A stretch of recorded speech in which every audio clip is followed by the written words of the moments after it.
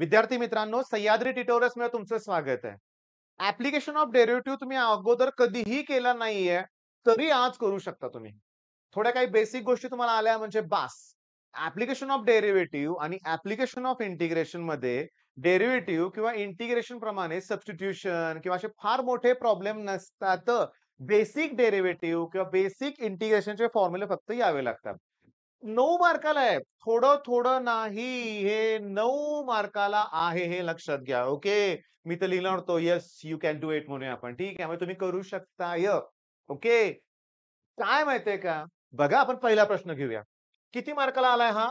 4 मार्काचा प्रश्न आहे. बरं या 4 मार्काच्या प्रश्नात करायचंय काय बघा. Volume is increasing at the rate of 4 पाय म्हणलंय.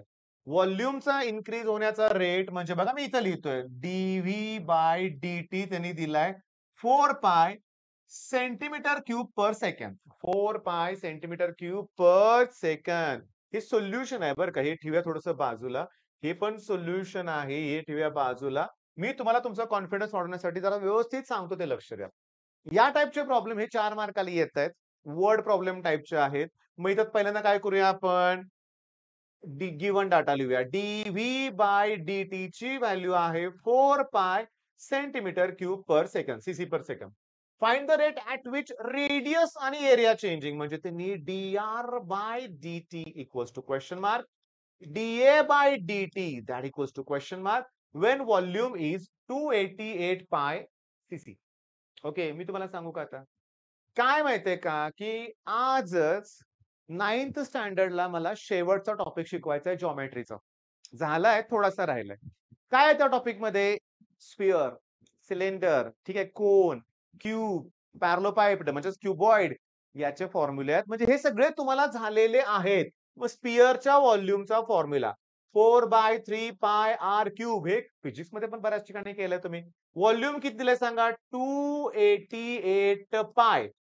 4/3 पाय आणि कोण आर क्यूब. पायला पाय काय होतील? कॅन्सल. करा क्रॉस मल्टिप्लिकेशन. 288 सॉरी मी 788 लिहिलं चुकून. 288 into 3 upon 4 that equals to r cube. Divide करा. 72 येते into 3 that equals to r cube. मग आर क्यूब ची व्हॅल्यू 216 आली. आली का? मग त्याचा क्यूब रूट काढा. 6 येईल सेंटीमीटर. काय अवघड आहे सांगा? काहीच नाहीये. 4 पैकी तुम्हाला इथंच मार्क मिळालेला आहे. आता सगळ्यात महत्वाचं परत व्हॉल्यूमचा फॉर्म्युला लिहा. काय? 4/3 पाय आर क्यूब. काढा डेरिव्हेटिव्ह. सोप्पं डेरिव्हेटिव्ह. Dv by dt. बघा 4/3 पाय तसंच आणि आर क्यूबचं derivative 3r square. Raise to term पुढे घ्या आणि 1 न कमी करा. पण विथ रिस्पेक्ट टू टी असल्यामुळं dr बाय dt लिहायला विसरू नका. बरं dv बाय dt दिलंय ना 4 पाय. ओके. इथं फक्त 4 पायच लिहू का रे? कारण 3 ला 3 कॅन्सल होईल. आर स्क्वेअर 36 लिहू का? Into dr by dt. 4 पायला 4 पाय कॅन्सल. 1/36 व्हॅल्यू आली dr बाय dt ची. सेंटीमीटर पर सेकंद लिहा. मग पहिलं उत्तर मिळालं मला. आता एरियाचा फॉर्म्युला. काय एरियाचा फॉर्म्युला? 4 pi r square. काढा derivative. dA by dt that equals to 4 pi r स्क्वेअरचं derivative 2r dr by dt. 4 टू जा 8 pi r dr by dt टाका व्हॅल्यू. उत्तर मिळालं. चला मी बाजूला सरकतो. तुमच्या लक्षात येते का बघा? स्फिअर, कोन या टाइपचे प्रॉब्लेम आता पुस्तकात शोधा आणि मी तुम्हाला सांगतो. आता मी हे पुसतोय बरं का. आणि हे जे आपले जे सोल्युशन होते ना, ते जरा तुम्हाला मोठे करून दाखवतो. काय दाखवतो ते नीट लक्ष द्या. हे एक्झाम मध्ये आलेला प्रश्न आहे. आणि हा पुस्तकातला सॉल्व्ड प्रॉब्लेम आहे. दुसराच प्रॉब्लेम जसाच्या तसा विचारलाय. काही बदल नाहीये. चला पुस्तक उघडा आणि पुस्तकात हा टाइप करा. झाल्यानंतरच मग हा पुढचा पॉइंट. LMVT. LMVT आणि रोल्स थेरम तुम्हाला माहिती आहे. रोल्स थेरम तुम्हाला मी ॲज अ होमवर्क देतोय. किती सोपा आहे LMVT. मी आता सांगतो की डायरेक्टली हे सोल्युशन तुम्हाला दाखवतो. अरे पण थांबा ना. x+4 x+4 पहिलंच न्यूमेरिकल आहे पुस्तकातलं आणि मी शॉकिंग सांगू का तुम्हाला? एओडी मधले 90% प्रॉब्लेम हे सॉल्व्ड प्रॉब्लेमच विचारले गेले आहेत. मग करूया ना. आता LMVT. ओके. मी स्टेप सांगतो. नंतर आपण सांगतो. पहिल्यांदा डेरिव्हेटिव्ह काढा. हे ते LMVT साठी ऍप्लिकेबल टू द फंक्शन हे पहिला लिहून काढा बरं का. डेरिव्हेटिव्ह काढा आणि त्याच्यानंतर तुम्हाला इंटरव्हल दिलाय 0 आणि 5. मग तुम्ही एफ ऑफ ए म्हणजे एफ ऑफ 0 काढा, एफ ऑफ बी म्हणजे एफ ऑफ 5 काढा. पण तुम्हाला हा फॉर्म्युला पाठ करायचा आहे. F dash c equals to f of b minus f of a upon b minus a. मग एफ डॅश एक्स जिथे देताय तिथं सी लिहा. 2√c+4 ह्या व्हॅल्यू काढल्या त्या पुट करा. सी ची व्हॅल्यू त्या इंटरव्हल मध्ये आली पाहिजे. व्हेरीफाईड. कराल का एलएमव्हीटी? काय करणार सांगा? फंक्शनचं डेरिव्हेटिव्ह काढा. त्यावरून एफ डॅश सी ची व्हॅल्यू काढावी लागते. एफ ऑफ बी काढा, एफ ऑफ ए काढा आणि हा फॉर्म्युला आणि बी आणि ए कोण आहे? इंटरव्हल जो तुम्हाला दिलेला असतो. किती मार्क? 4 मार्काला एवढं आलंय. का सोडायचे मार्क लक्षात घ्या. 9 मार्क हातातले आहेत. ओके. आता हा प्रॉब्लेम बघा. पुस्तकातला दुसरा सॉल्व्ड प्रॉब्लेम जसंच्या तसा विचारलेला नाहीये. लेंथ इथं 36 मीटर त्यांनी विचारले आणि इथं आहे 120 मीटर. मी तुम्हाला सांगतो एवढं फास्ट का पळवलं माहितीये का मी? इथं बघा. पुढं 36 मीटर. तोच प्रॉब्लेम रिपीट झालेला आहे. सगळ्यात महत्वाचं मी मगाशी बोललो तसं 7वी, 8वी, 9वी ला जेवढं तुम्ही बेसिक शिकलाय ना ते लागतंय. Rectangle. Okay. Area of the rectangle maximum करायचंय. पण ही लेंथ आहे ना वायर ज्याच्यापासून रेक्टँगल बनवलाय ती त्याची पेरिमीटर ना. म्हणजे बघा 2 into bracket x plus y equal to perimeter. मग 2 into bracket x plus y equal to 36. इथं 120 दिले. मग इथं तुम्ही ना काय करा, y ची value in terms of x काढा ना. 18 मायनस एक्स येणार. हे 18 कुठून आलं? इंटू 2 चं अपॉन 2 केलं. मिळालं का y ची व्हॅल्यू? मग एकदा का y ची व्हॅल्यू मिळाली, की तुम्ही त्या फंक्शन मध्ये टाका. फंक्शन कुणाला मॅक्सिमम करायचं आहे? एरिया. एरियाचा फॉर्म्युला x इंटू y असतो. y कोण आहे? 18 मायनस एक्स झालं. आता समजून घेण्याचा प्रयत्न करा. मी सांगतो. त्या मॅक्सिमम मिनिमम मध्ये तुम्हाला फंक्शन दिलेलं असतं. त्याचं फर्स्ट डेरिव्हेटिव्ह काढा, त्याला 0 शी इक्वेट करा. बघा, फर्स्ट डेरिव्हेटिव्ह काढलं, त्याला 0 शी इक्वेट केलं, तुम्हाला x ची व्हॅल्यू मिळेल. आता डबल डेरिव्हेटिव्ह काढा आणि त्यात ती x व्हॅल्यू पुट करा. निगेटिव्ह आलं तर मॅक्सिमम असतं, पॉझिटिव्ह आलं तर मिनिमम असतं. इथं मॅक्सिममच पाहिजे तुम्हाला. इथं सेमच येणार आहे, निगेटिव्हच येणार आहे डबल डेरिव्हेटिव्ह. कारण फर्स्ट डेरिव्हेटिव्ह मध्ये काय होणार आहे बघा सांगतो बघा. हे फंक्शन आहे तुमचं. एरिया हे फंक्शन आहे. इथं आहे 18x मायनस एक्स स्क्वेअर. पहिल्या डेरिव्हेटिव्हला काय होणार? एफ डॅश एक्स ला किंवा डीए बाय डीटी म्हणा तुम्ही. डीए बाय डीएक्स म्हणा.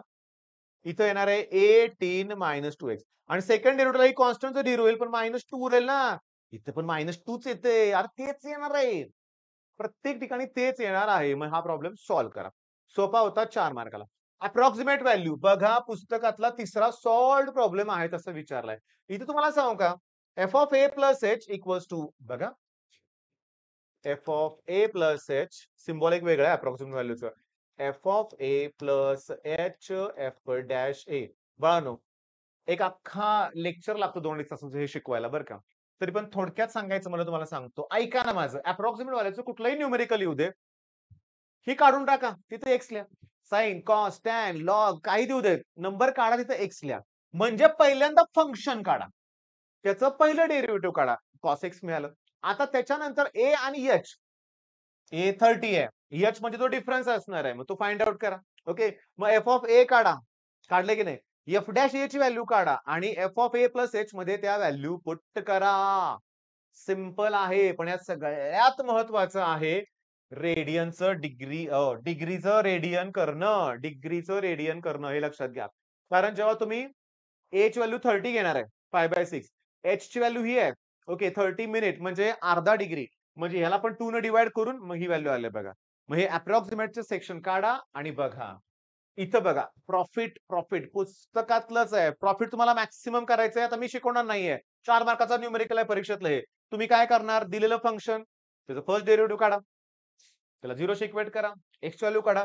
सेकंड डेरिव्हेटिव्ह काढा आणि सोडवा. पण बघा पूर्ण येणार नाहीये मला माहिती आहे. अवघड गणित आहे मला माहिती आहे. पण आपण काय करतोय शून्यातून आता सुरुवात केली ना. ज्यांनी केला निम्मे मार्क तर आरामात मिळून जातील ना फंक्शन डेरिव्हेटिव्ह काढून. बरं हे पण तसंच आहे. इन्क्रीजिंग डिक्रीजिंग डेरिव्हेटिव्ह काढावंच लागेल. पण बघा हे पुस्तकातलं गणित आहे बरं का. हे पुस्तकातलं गणित आहे. समजून घ्या. ओके. पण इथलं उत्तर आणि इथलं उत्तर मॅच का होत नाहीये? डिक्रीजिंग विचारलंय त्यांनी. 3x तेच आहे. डिक्रीजिंगचं पुस्तकात आन्सर आहे, इथं वेगळं आहे. हे पेपर मधलं आहे बरं का. मग कदाचित हे चुकीचं असेल. चेक करा. इन्क्रीजिंग, डिक्रीजिंग, स्ट्रिक्टली इन्क्रीजिंग सारखे प्रश्न असतात लक्षात घ्या. तेव्हा फर्स्ट डेरिव्हेटिव्ह ग्रेटर दॅन 0च पाहिजे त्या केसमध्ये. बरं. मॅक्सिमम मिनिमम व्हॅल्यू विचारलं काय करणार? फंक्शन माहिती आहे. काय करणार? त्याचं पहिलं डेरिव्हेटिव्ह काढणार. दुसरं पण डेरिव्हेटिव्ह काढणार. पहिल्या डेरिव्हेटिव्हला 0 शी इक्वेट करणार. मग एक्सच्या 2 व्हॅल्यू मिळणार. तर डबल डेरिव्हेटिव्ह मध्ये पुट करणार. निगेटिव्ह आलं डबल डेरिव्हेटिव्ह की मॅक्सिमम व्हॅल्यू असणार त्या पॉइंटला. पॉझिटिव्ह आलं की मिनिमम. इथे दिसतंय का बघा रे? दिसतंय का बघा? हे पुस्तकातला तिसरा प्रॉब्लेम आहे. सेम आहे आणि गंमत सांगू का तुम्हाला? हा पण प्रॉब्लेम पुढे रिपीट झालेला आहे. हे 5 प्रॉब्लेम एकदा करा ना. राहू दे. डेरिव्हेटिव्ह माहिती आहे ना, सिंपल डेरिव्हेटिव्ह आहे ना बाळांनो. 3x स्क्वेअर इथं 2x येणार डेरिव्हेटिव्ह, ह्याचं x येणार डेरिव्हेटिव्ह. कॉन्स्टंट असेल तर 0. मग आता हे सगळे प्रॉब्लेम बघा. Volume of the sphere increasing at the rate of म्हणजे कोण रे?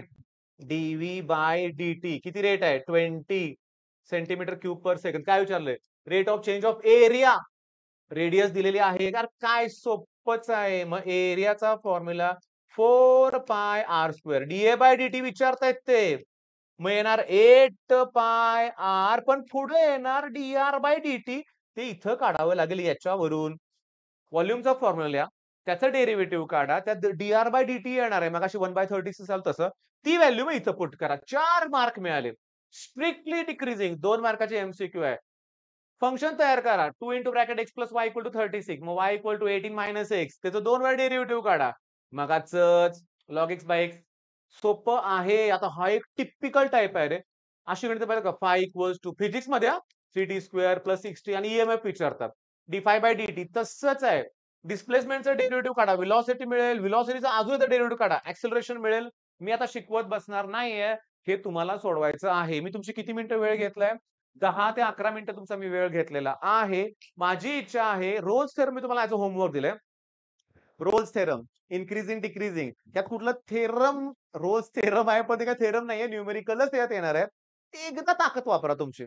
9 पैकी 4 ते 5 मार्क तर असेच मिळवून जाल तुम्ही. स्टेप वाईज म्हणूया आपण. स्टेपला मार्क असतात, पण पूर्ण मार्क का सोडायचे? मग माझी इच्छा आहे लगेच तासा दीड तास एवढी. ओके, तुम्हाला जमतील प्रश्न करा. All the best.